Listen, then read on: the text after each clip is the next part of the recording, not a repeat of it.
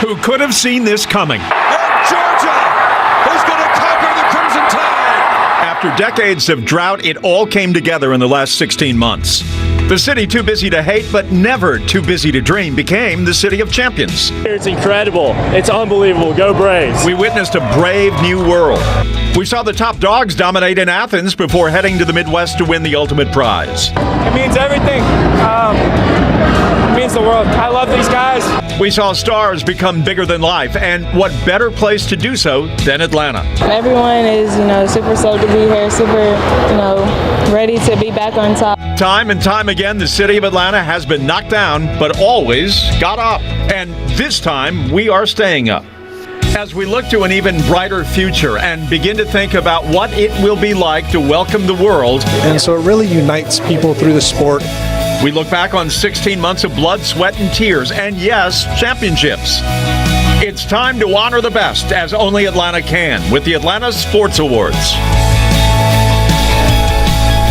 Coming to you from the 11 Alive studio in Midtown Atlanta, this is the 17th Annual Atlanta Sports Awards, presented by the Atlanta Sports Council. I'm your host, Jeff Hellinger, and we are honored to be able to recognize the athletes, coaches, and teams that persevered and filled the past 22 months with some of the most memorable moments in Atlanta sports history. Over the course of the next hour, we will bring you the very best moments, teams, coaches, and high school athletes, and we have so much more than that. Because while we look back and celebrate 2021 and 2022, we are also looking ahead to what is down the road for Atlanta as it becomes even more of a sports destination city. Tonight, let's begin with an award that will bring back some very fun memories for a lot of you. It is the Top Sports Moment. Here are the nominees. Top Sports Moment, presented by Mercedes-Benz. Braves win the World Series. Overcoming the Astros with soaring home runs and outstanding pitching, the Braves beat the Astros in 6 games to win their first World Series title in nearly 3 decades. Joseph Martinez scores his 100th MLS goal. Martinez scored his 100th goal for Atlanta United at home, accomplishing the feat in 125 appearances. He became the fastest player in MLS history to reach the century mark. UGA wins College Football Playoff National Championship. Georgia's offense prevailed under Stetson Bennett, and a pick six once and for all helped UGA beat Alabama and win the program's 3rd national title. And the winner is the Atlanta Braves. Welcome to the Juice Box in Houston, Texas. We're getting ready for the World Series. It's finally here. It feels big, and we said it yesterday, it's even bigger today. We've been preaching in our hitters meetings the last couple of weeks is the moments, try and turn them into incredible memories, and we've been able to do that the last couple of weeks. Here's one slammed into left field. How about that start to the World Series? And the Braves take game 1, 6-2. Obviously this is a long series. It's going to be a dogfight. We'll enjoy this one and then get focused. The World Series shifts now back to Atlanta. Just think about this atmosphere. It's going to be on fire. Well, they have waited a long time to get the World Series back in Atlanta. And here we are, game 3, with the Astros and Braves tied in a game apiece. Hard hit, down the line, Rosario will score. Take strike 3. 3 pitchers put together 7 hitless innings. Braves win game 3. Kind of came in a little lackadaisical, thinking, what the heck am I doing, man? It's the World Series, turn it on. Boys are all ready. We're all ready down there. Night shift's ready. Game 4, 52-degree night. Bottom 3 in the lineup for Atlanta. Here's one into right. Back at the wall. The game is tied. Home run. Swanson. 2-2. Jorge Soler bats. Driven in the air to left. Back at the wall. It is gone. Back to back. Braves win another. And we can get so caught up in results. We can get so caught up in everything else. But the real thing that matters is playing the game to win. Game number 5. And the Astros stave off elimination. And now it'll head back to Houston, Texas. Still the Braves have a 3-2 lead. Max Fried will be well rested for game 6 in Houston. Oh, man. 0-2 pitch. Wow. What a job by Max Fried. With it DH, Jorge Soler. High fly ball to left and good.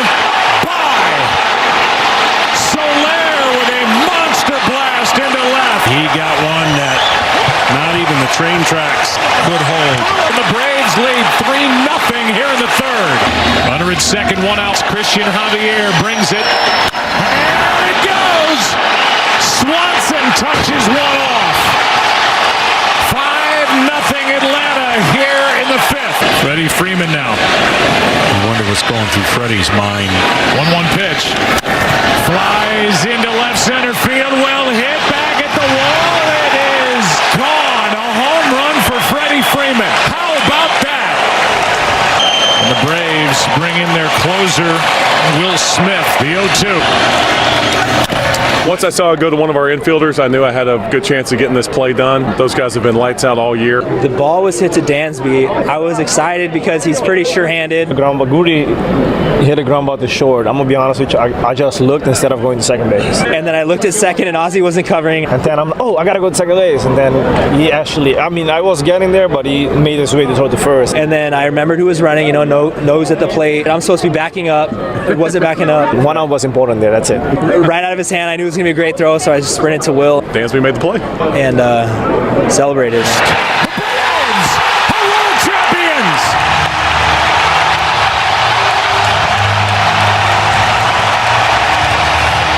Hi, thank you for watching our 17th annual Atlanta Sports Awards in partnership with our friends at 11 Alive. This event could not be possible without the great support from incredible Atlanta companies, the Arthur M. Blake Family Foundation, Coca-Cola, Mercedes-Benz, Southern Company, The Home Depot, and Truist. This is the opportunity to recognize and celebrate the outstanding moments, teams, and people that make our sports community so special. Now, we will look back, but we're also going to look ahead. Atlanta was named host city to the 2 top sporting events in the world, the College Football Playoff National Championship in 2025 and the FIFA World Cup in 2026.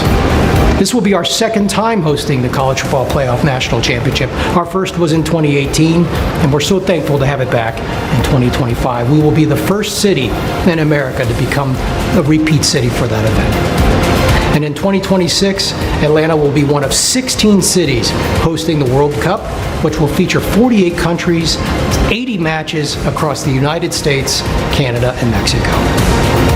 With those great sporting events on the horizon and the success of our sports teams, we're so excited about the future of Atlanta sports community. Thank you for watching, and we hope that you enjoy the program.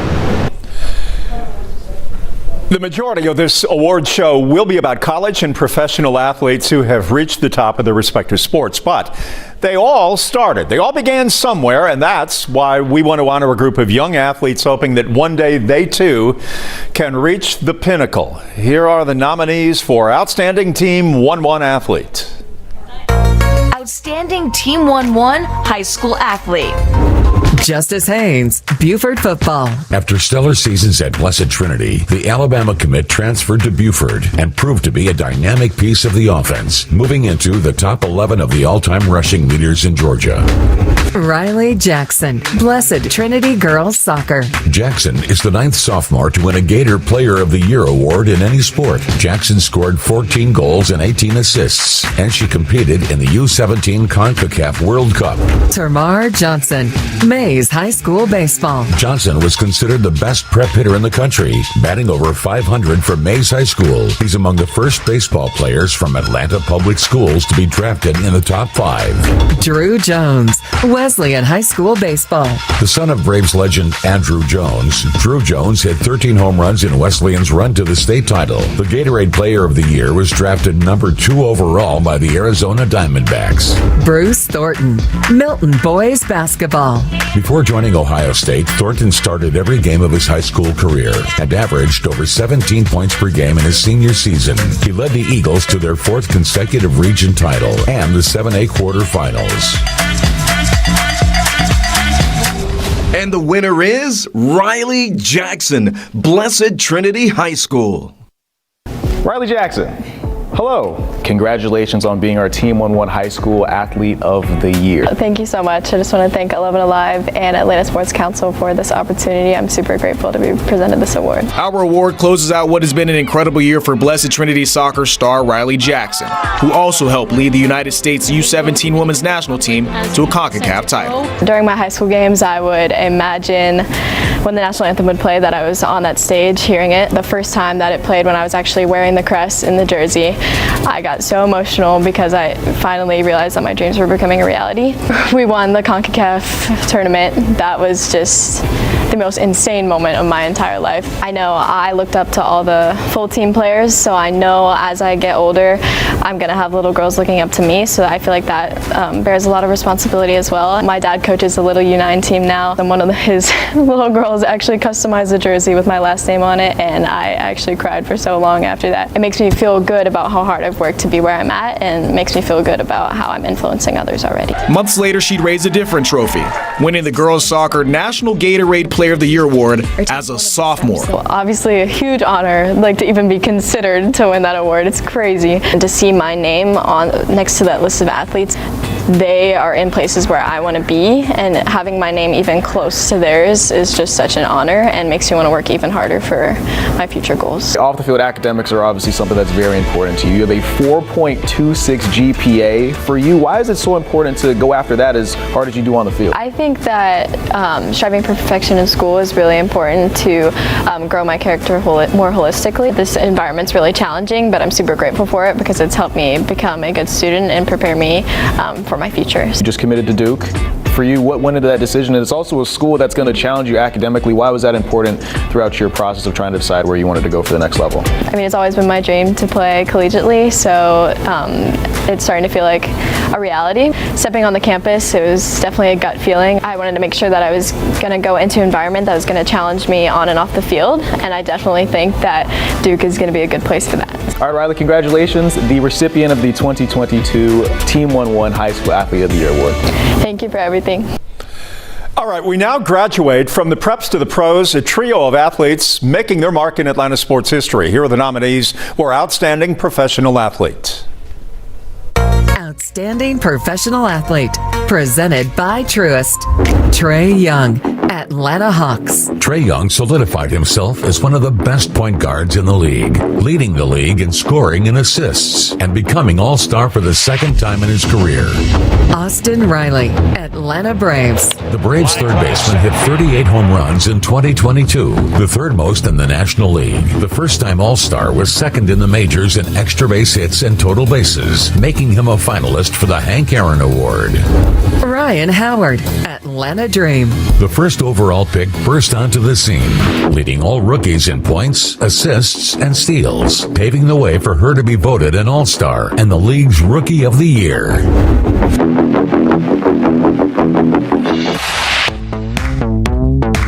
And the winner is Trae Young, Atlanta Hawks.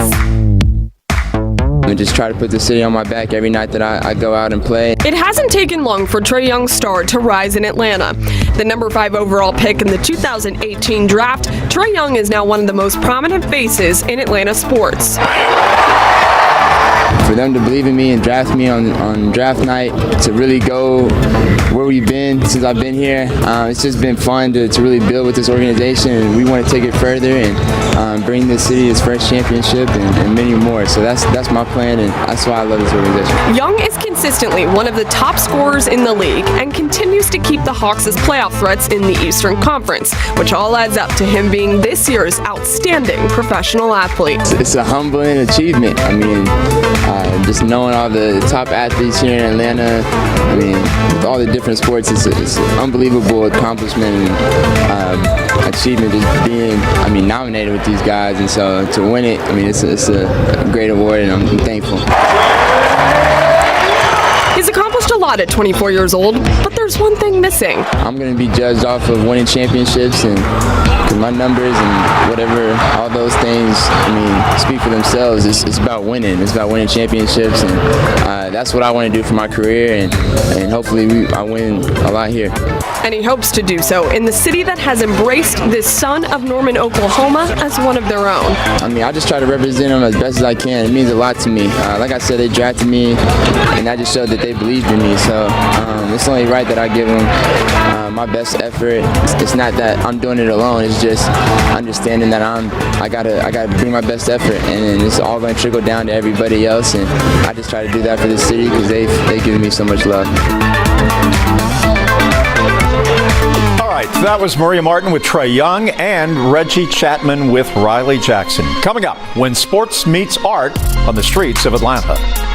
Utilizing artists that are, that are working to make the city a more beautiful place, and if there's a way that we can tie sports into that, I think that's a win. When it comes to the culture, no city holds a candle to Atlanta. ATL is much more than 3 letters. It ties together politics, sports, music, and art, proving that sports in Atlanta is more than a game. It inspires and it connects us. You will meet some of these artists coming up next.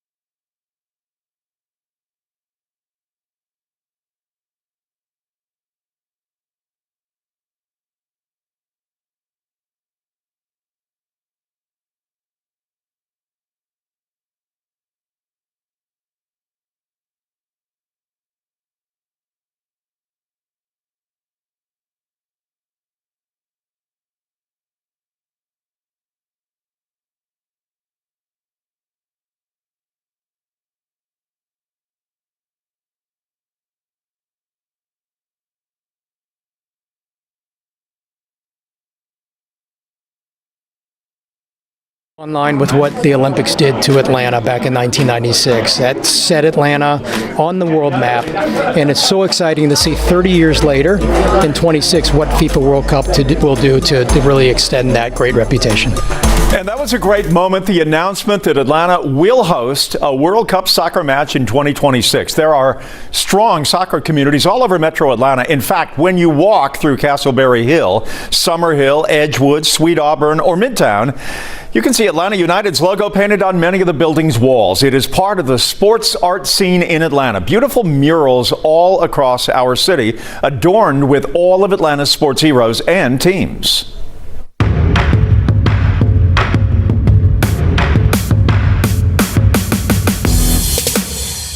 And I think any way we can especially with sports, it's take it out of its normal setting. I think it kind of opens people's eyes a little bit to what sports and the history of sport. I've been a Braves fan, Atlanta United fan, Hawks my whole life. So whenever I get an opportunity to work with a sports team like that, it's like bringing both of those passions of mine together.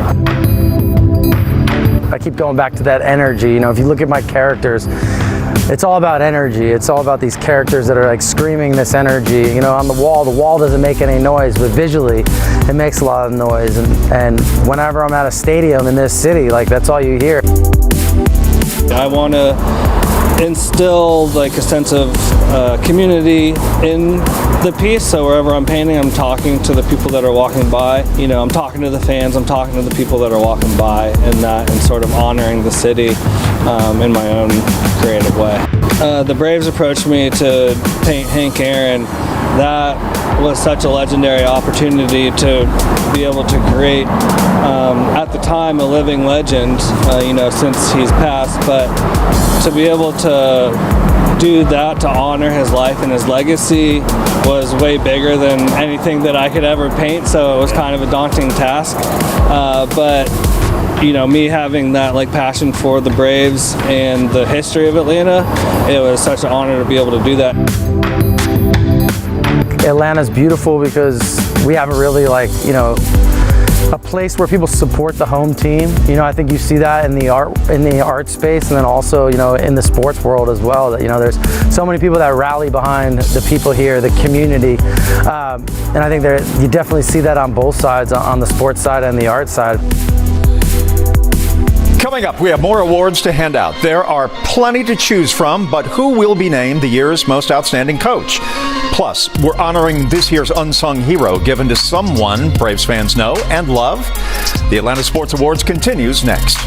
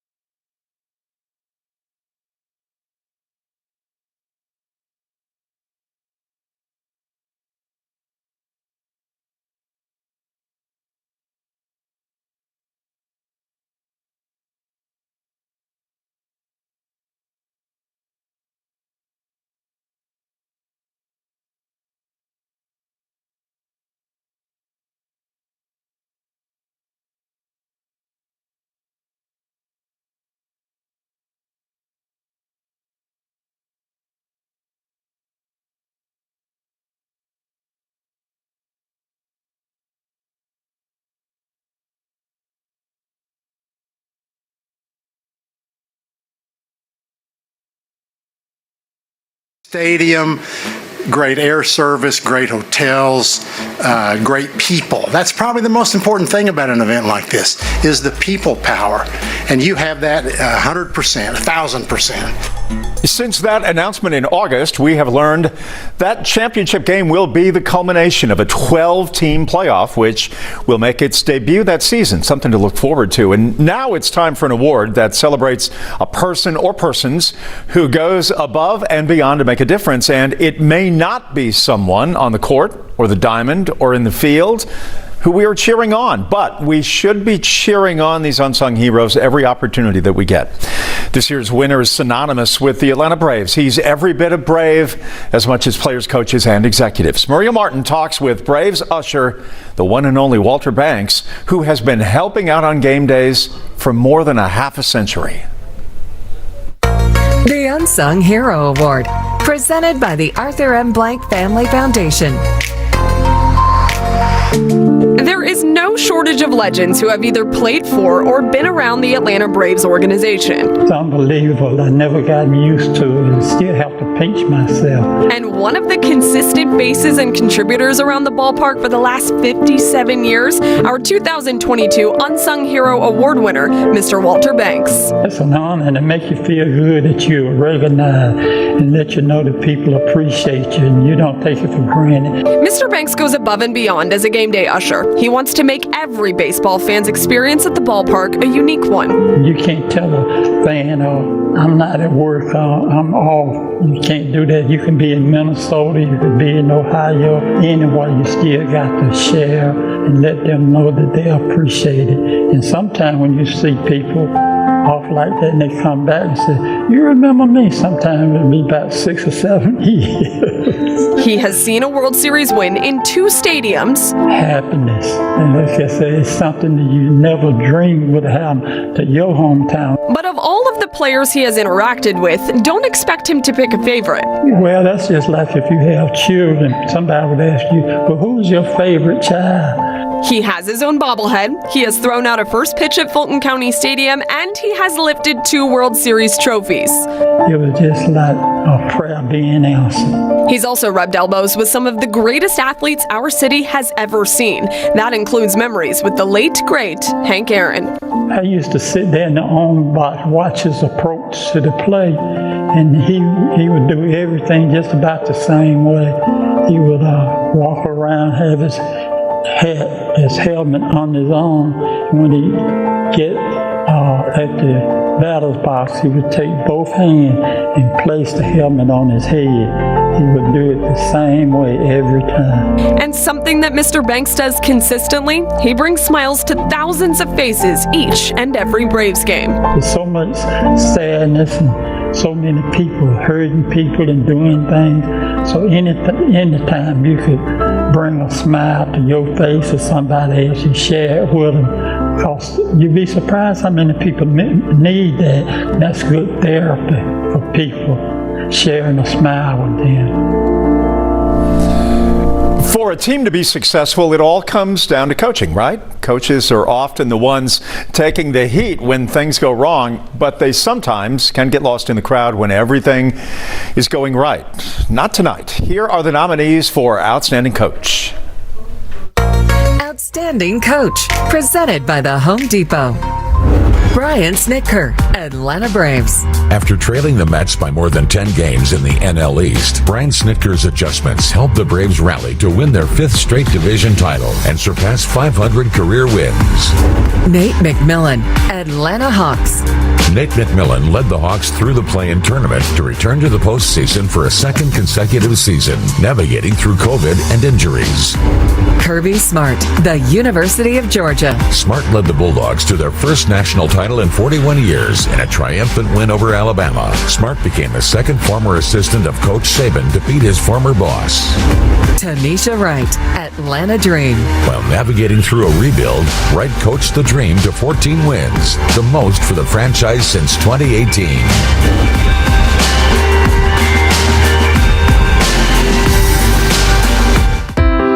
And the winner is Brian Snitker, Atlanta Braves.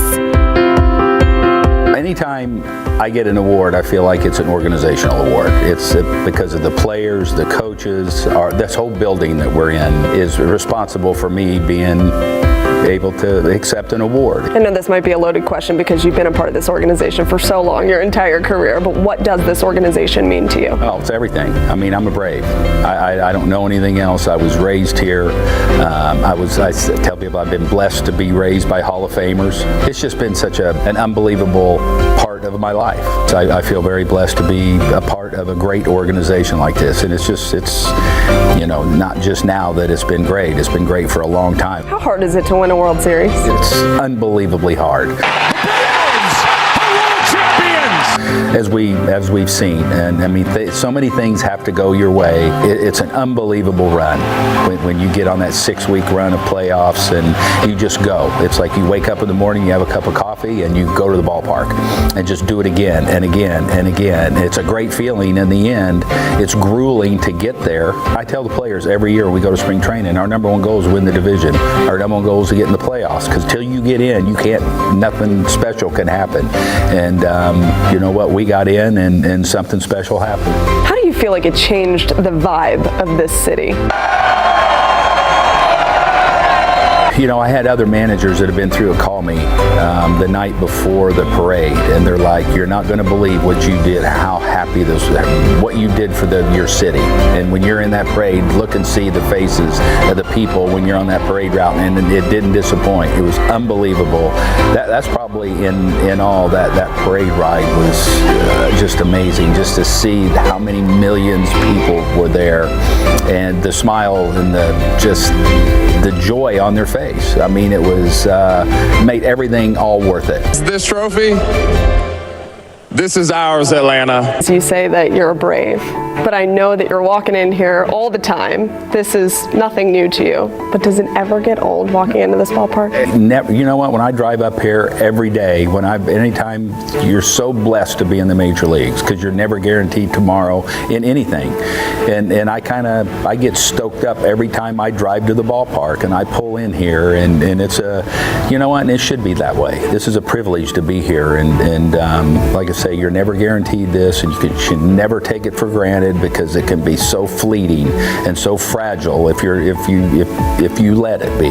So I think it's something that when you walk through those doors and you drive into that tunnel, it's something that it's a big deal. And like I say, I get jacked up every time I come here. Today, you know what? When I see the stadium and I drive in, I mean, it's a special thing. How badly do you want to win another World Series, and how much do you think that this club is built for success in the future? We are definitely built for success. I think we've done that as we've wrapped guys up, and we're going to continue. I know Alex is out there right now. I mean, I talk to him all the time, and just I said the only thing he's ever guilty of is never stop letting off the pedal trying to make this club better. And no, I think I told the guys this a few years ago. I said I'd drive to the ballpark and hope that we would win the game. And then there was a time when it changed, when I would drive to the ballpark and I would expect to win the game. And that's a big deal, you know, and I think our club is like that now too. When we go out, we expect to win every night. It's not going to happen, but that's why we prepare and why we're consistent in our work. And what we do is because we expect to win now, and I think that's a really good place to be. Coming up, we honor a legend of Atlanta. You know him for his civil rights impact, but he has many stories of sports to relay. It is our Lifetime Achievement Award, with the 17th Annual Atlanta Sports Awards continues.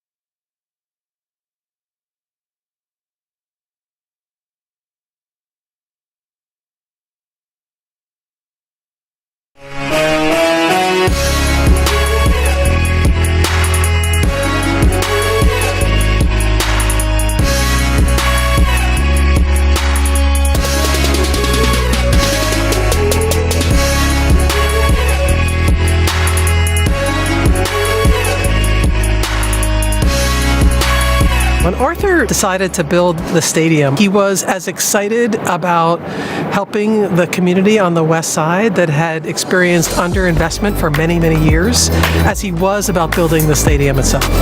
In building the stadium, there was a concerted effort to hire from the community. Arthur's mantra is you only go around once in life, make a difference, right? So we're going to make a difference with this amazing venue. We provided food to frontline workers during the early part of the pandemic. We did blood drives. We had food distribution in the Home Depot backyard. We did early registration, and then we did early voting here at the stadium. For about 5 months, we came together and delivered more than 300,000 vaccinations here inside of Mercedes-Benz Stadium. So it's about being part of the community. And if we're going to make a difference with these amazing platforms, there's an enduring commitment to Atlanta's west side because we know that the issues that are there that seem intractable are issues that are solvable when you work together side by side in partnership. As I think about the future and the way that we advance a creative and innovative set of solutions, what comes to mind for me is our interest in increasing the economic mobility on the west side, not just in a way that advances community, but also advances the wishes and the dreams and the potential of the residents who live there. There have been many extraordinary recipients of the Atlanta Sports Council's Lifetime Achievement Award. This year's winner could fill an entire warehouse with his accolades. He is a former mayor of Atlanta, a U.S. congressman, a one-time ambassador of the United Nations, and one of the most important figures not just in our city's history, but in the history of the United States. Recently, I sat down with Andrew Young, who gives us his unique perspective on Atlanta's history, but in this case, it is our sports history. Ambassador Andrew Young, this year's recipient of the Lifetime Achievement Award. The Lifetime Achievement Award, presented by Coca-Cola.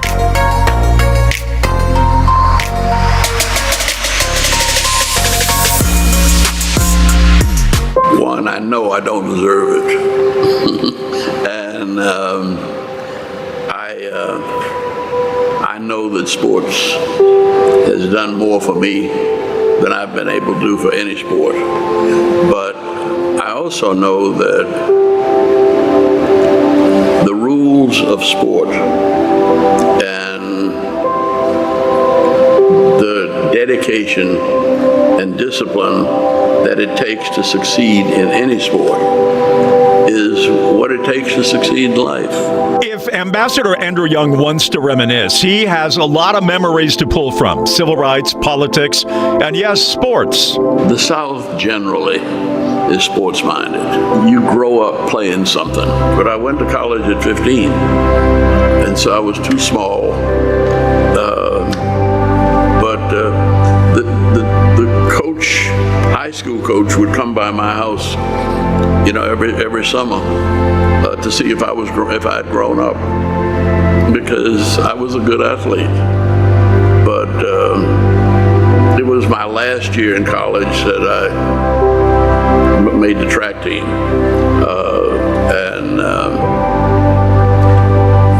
in the first track meet I'd ever participated in was with Quantico Marines, and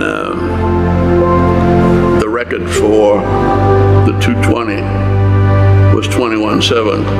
It was the first time I'd ever had on track shoes, and I ran a 21.4.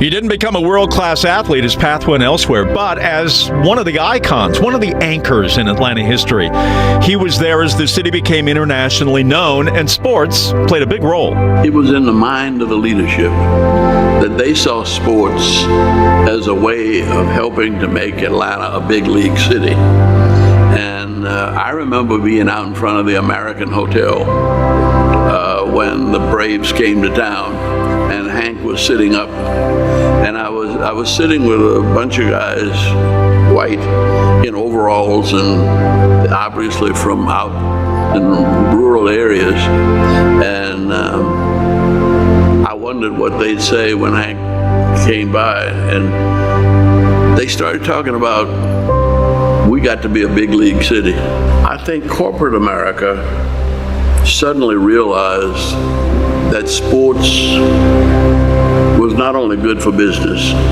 but it was a good vehicle to break down barriers and to create harmony in the community. And I think that politically it worked out. It worked out when the 1996 Olympics came here to Atlanta. Billy Payne led a small group that enlisted Ambassador Young's support. How did Billy Payne get the courage? I mean, it was a crazy idea. Nobody in their right mind would have thought of the Olympics, including me. Billy Payne was a football player who had triple bypass in his 30s. He recovered, raised funds for his Dunwoody church. Ambassador Young says that awakened something in Payne. I saw a young man who was about to die and who recovered and went to church to do something with his life. And to go home, and the coincidence of sitting down and turning on the television and the 16 days of glory or 17 days of glory, this thing about the Olympics came on. And he was feeling good about the church. And he said to Martha, his wife, I wonder if we could bring the Olympics to Atlanta. At that time, the Olympics was very bad business. The Olympics had left Montreal $700 million in debt. And nobody wanted to touch the Olympics. But they made it happen, and fitting for Ambassador Young to be involved, as it was an experience at a youthful age involving the Olympics that gave a future U.S. ambassador one of his first life lessons. I grew up in New Orleans with the Nazi Party headquarters, the German-American Bund, 50 yards from where I was born. And the way my daddy explained to me about white supremacy and Nazism was to take me to the movies to see Jesse Owens in the '36 Olympics. And when Jesse Owens won, rather than give him his medal, Hitler stormed out and took all his stormtroopers with him. And it was a direct insult. But my father said, but look, watch what Jesse does. I said, he's not doing anything. He said, yes, he is. He said, he's preparing because he's got 3 more races to run. See? And that's where he gave me my passport for life. You see, Jesse Owens didn't get mad. White supremacy was Hitler's problem, not his problem. And he said, you don't get mad, you get smart. A lesson from sports well received. It's hard to get mad with somebody in a team sport because your teammates calm you down. And if you think of life as a team sport, there's no better preparation for life than any sport. It was what made Atlanta work, though. And it was the fact that Ivan Allen to Billy Payne, with help from Mayor Hartsfield, Mr. Woodruff at Coca-Cola, that it was a desire to be a big league city. The footprints of Ambassador Andrew Young are everywhere around Atlanta. No matter where you go, no matter what era you're talking about, he has a connection and influence and impact on life then and life now. When I went to interview him, I had a picture with me that I had never seen before. I held on to it because I knew that I was going to interview him in a couple of weeks. And it was a picture of Dr. King, Reverend Ralph David Abernathy, and Ambassador Young. They were all together coming out of a church. And I was asking him, I said, do you remember this? I've never seen this picture. Do you remember where this was? He goes, oh yeah. And he was able to pinpoint exactly the circumstances of being in Selma, what they were doing as they were coming out of the church, and what the events of that moment were. He is such an extraordinary life. It is a great honor, a great privilege of my lifetime to have been able to know him and to interact with him over the last 40 years. Coming up, we are handing out the final award of the evening. Who will be the outstanding team from the last 16 months? This year saw 2 parades celebrating championships. Which team will get to celebrate tonight? Find out next as the Atlanta Sports Awards continue.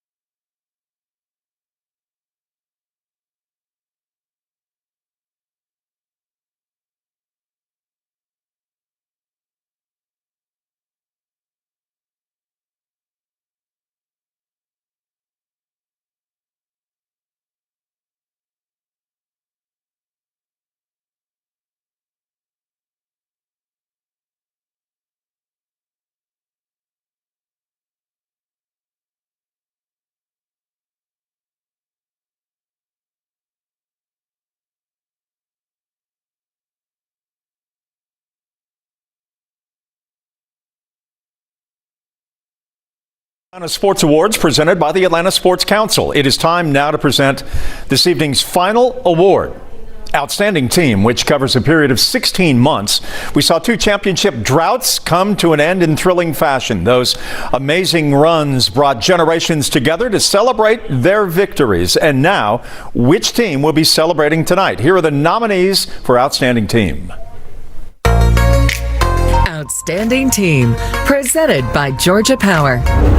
Atlanta Braves. After a slow start, the Braves surged in the second half of the season and overcame postseason rivals to win their first World Series in nearly 3 decades. In 2022, the Braves overcame a 10.5-game deficit to overtake the New York Mets and win the NL East for a 5th consecutive season.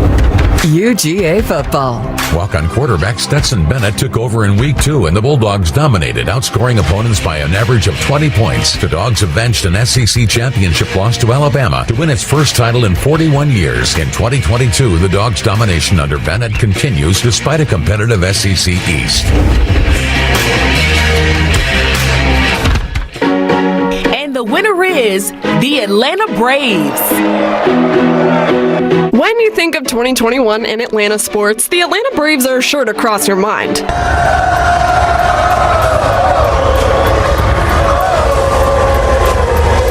The Braves won their 4th consecutive division title, then moved on to claim the National League pennant, and of course they didn't stop there, taking home their first World Series title since 1995. 1 year later, they erased a really big deficit in the NL East and returned to the postseason. The Atlanta Braves are this year's outstanding team. It's obviously really difficult to go back-to-back. It's why a team hasn't done it for so long. How difficult was that, especially given the fact that there's so much pressure? Everyone's saying they want the Braves to win again. And it's hard because you know what you went through the previous year to win the championship and how hard it is and how things have to go right, you know, with injuries, things like that, just guys getting hot at the right time, your team getting hot at the right time, and it's very, very hard. That's one of the reasons why I think you don't see it very often, because it's such a hard thing to do, number one, and number two, things have to go so well for you to pull it off. I remember those moments after you guys had just won the World Series there in Texas. this, it was really emotional for you then, but now you've had time to marinate. Now you've had time to think about it. Do you remember what you were thinking in that final out? Well, yeah, kind of. I do. I remember not taking anything for granted in the bottom of the ninth inning, thinking this team is so potent and is so dangerous, and anything could happen. And so we got to 2 outs. I think Will gave up the first line drive out to right field, and I remember when the guy hit the ball, and then when we got to 2 outs, I was thinking, you know what, this might happen now. We got a really good chance, and then the ground ball was hit, and I was thinking, oh my God, it did happen, and it's unbelievable. I'll never forget it. It was an unbelievable feeling. It's what we all do this for since when we're kids. It's bottom of the ninth in the World Series and 3-2 bases loaded. That whole thing. And it was kind of right there in that moment for me. How often do you think about the World Series win? A lot. I'd be lying if I didn't say I didn't think about it a lot. World Series champion. How does it sound? That sounds great. I'm honestly still shocked a little bit. It hasn't set in yet, I don't think. It's the pinnacle of what we try and do in our sport, and it's something that I hope never goes away. And that's why I told the players, it's like, you guys are world champions for the rest of your life. Don't ever forget this.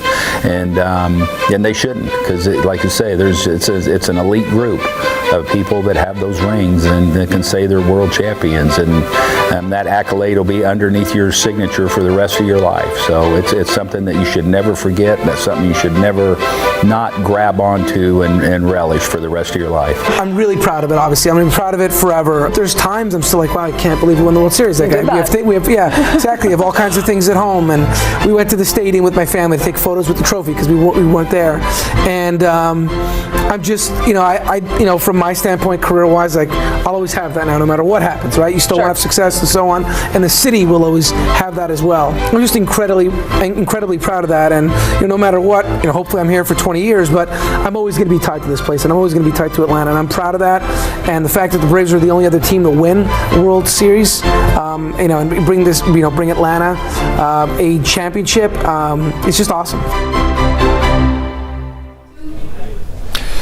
Congratulations to all of our award winners, and we are going to end the show tonight with a tribute to one of Georgia's greatest sports figures who we lost only a few months ago. Vince Dooley, the former coach and athletics director of the University of Georgia, died in October at the age of 90. What a life, what a career, what an impact he had on all things in our state.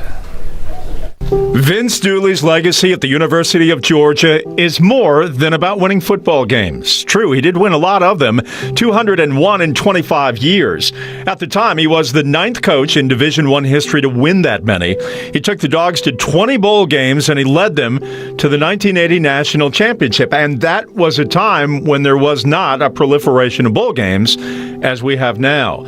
As the university's athletics director from 1979 to 2004, Georgia teams won 78 SEC championships and 23 national championships. But no one could have predicted that level of success at the beginning. In 1963, UGA hired the 31-year-old Dooley to be the youngest coach in the SEC. He was hired by then athletics director Joel Eves.